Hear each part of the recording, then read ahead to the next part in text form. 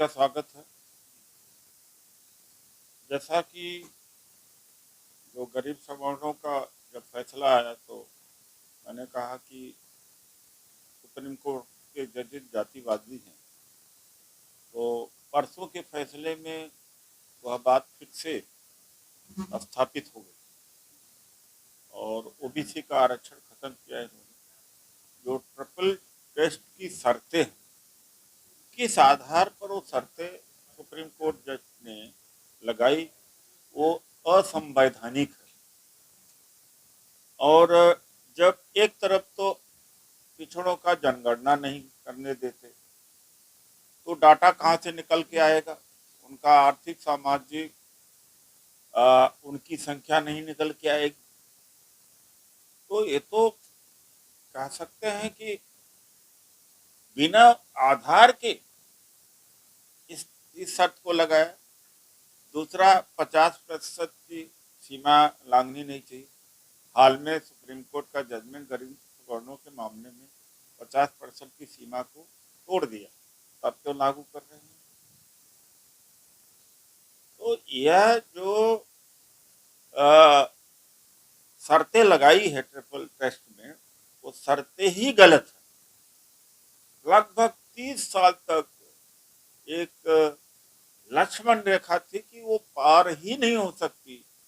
Indira Sahni judgement में, उसको मंडल judgement भी कहते हैं कि 50% की सीमा क्रॉस नहीं हो सकती।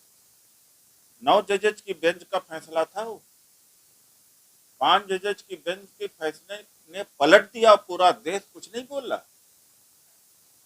बड़ी पीठ का फैसला छोटी पीठ पलट नहीं सकती, लेकिन क्योंकि गरीब सवर्णों को आरक्षण देना था, इसलिए कोई सुगबुगाहट नहीं हुई और संविधान में जो संविधान का तो आधार लिए ही नहीं था कि 50% से ज्यादा आरक्षण होना चाहिए, और उस सीमा को तोड़ दिया। तो जब सवर्ण को आरक्षण देने बात आती है तो अपने तरफ से कानून बना देते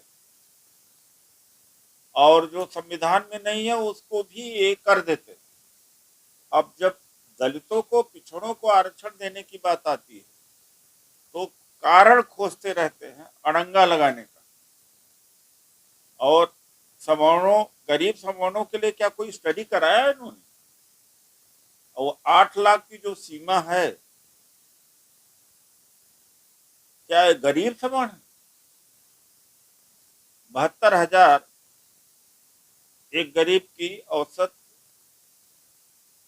सालाना उसकी इनकम है। 8 लाख वाला जो गरीब सवर्ण है, गरीब है वो।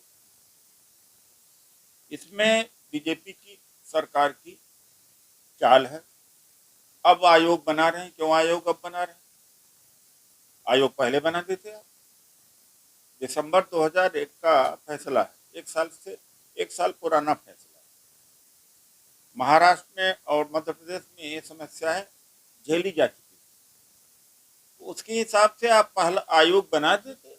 अब आयोग बना रहे, क्योंकि अगर विद्रोह न किया गया था, आवाज न उठाई होती, तो बिना आरक्षण के निकाय का चुनाव हो जाता और पिछड़े वंचित हो जाते। दुर्भाग्य से पिछड़ा सोया हुआ है।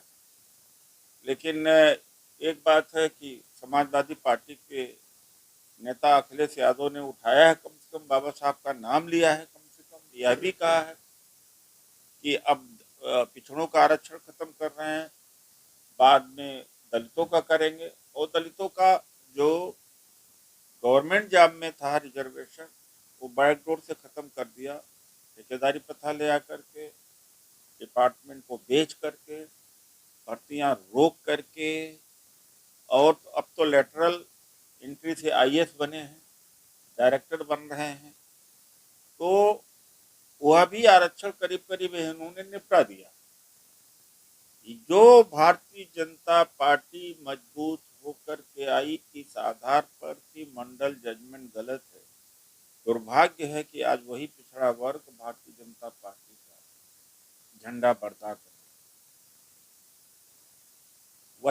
वही वही पिछड़ा वर्ग में जातीय चेतना तो हो सकती है, जात को इकट्ठा करके एमपी एमएलए बनना, लेकिन सामाजिक चेतना का अभाव। ये कितना बड़ा ऐतिहासिक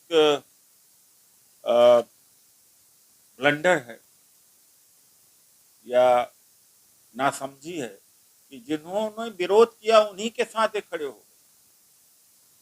अभी भी चेत लें तो अच्छी बात। धन्यवाद। क्या लगता है परिसंघ इस विषय पे कुछ काम करेगा?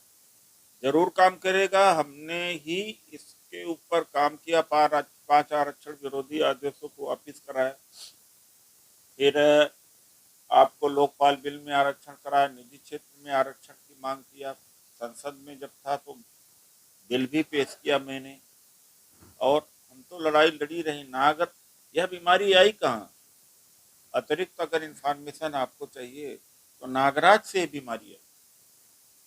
85वां संवैधानिक संशोधन 2001 में करा गया और कर्नाटक के गौड़ा बिरादरी के इंजीनियर्स, ज़्यादातर गौड़ा के ही लोग, उन्होंने हाई कोर्ट में चुनौती दे दी थी 85th अमेंडमेंट, क्योंकि कॉन्स्टिट्यूशनल अमेंडमेंट था तो सुनवाई वहाँ हो नहीं सकती थी। सुप्रीम कोर्ट में मामला आया, मुझे पता लगा उस समय के कानून मंत्री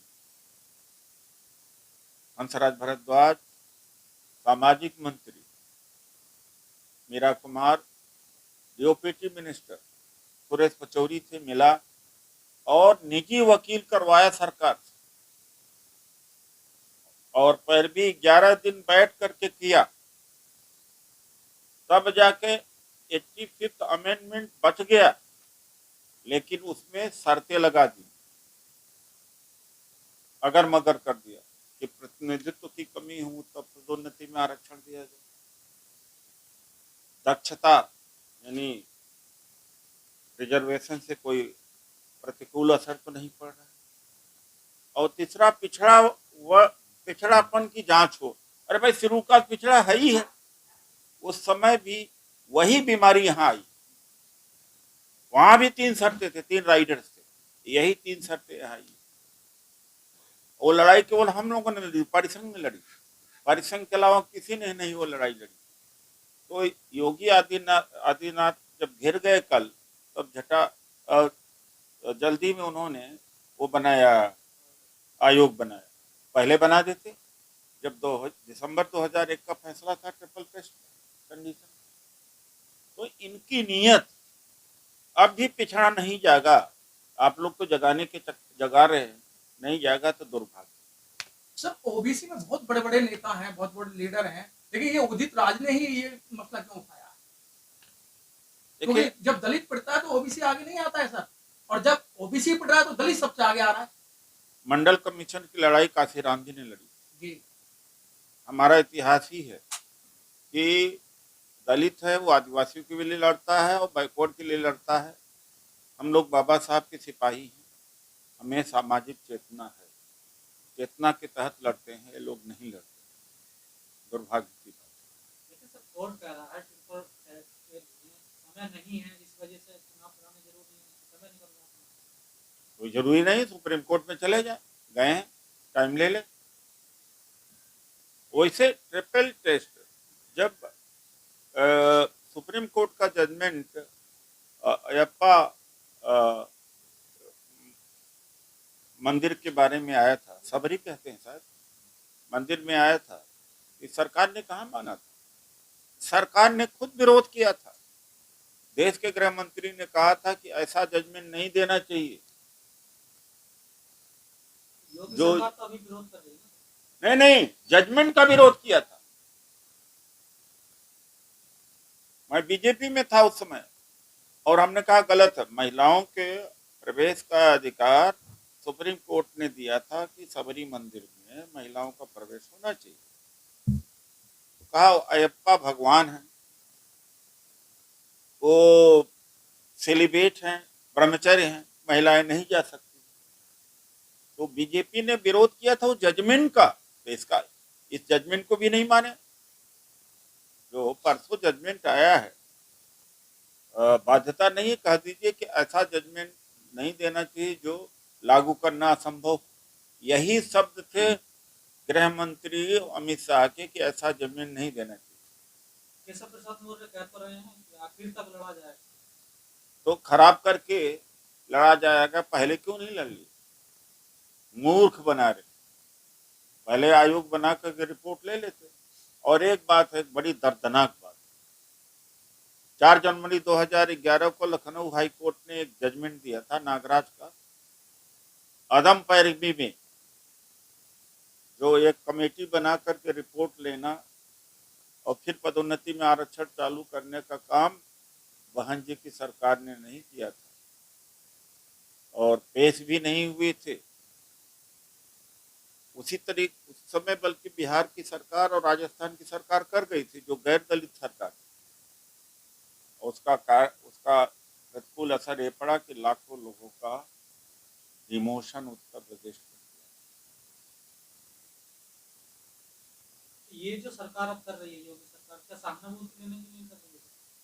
दबाव में आ गए, सहानुभूति, उन्होंने सोचा होगा कि इतना प्रतिक्रिया नहीं होगा, चुपके से चल जाएगा।